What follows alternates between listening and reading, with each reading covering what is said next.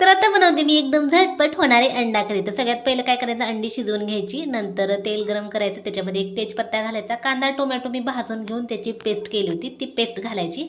नंतर इथं आहे भाजलेलं खोबरं, अद्रक, लसूण आणि थोडीशी कोथिंबीरची पेस्ट. ती पेस्ट छान तेल सुटेपर्यंत भाजून घ्यायची. थोडंसं मीठ घालायचं. मीठ घातलं की कसं मसाले आहेत तर पटकन भाजतात. नंतर मिक्सरच्या भांड्यामध्ये थोडाफार मसाला राहतोच की त्याच्यामध्ये थोडंसं पाणी घालायचं आणि मसाला छान अजून तेल सुटेपर्यंत भाजून घ्यायचा.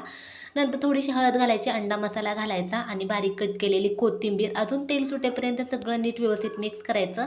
इथं कलरसाठी मी थोडंसं काश्मीरी लाल मिरच पावडर घातली होती. बॉईल केलेली अंडी घालायची. सगळं मिक्स करायचं, एक झाकण द्यायचं आणि मध्ये थोडीशी अशी एक स्टीम बसली का नंतर उकळलेलं पाणी घालायचं. छान अशी उकळी काढायची. एकदम झटपट होणारी आपली अंडा करी तयार झाली. आम्ही भाकरी केल्या होत्या चपातीसोबत, एकदम मस्त लागते. चला, व्हिडिओ कसा वाटला नक्की सांगा आणि तुम्ही सगळेजण या जेवण करायला. बाय.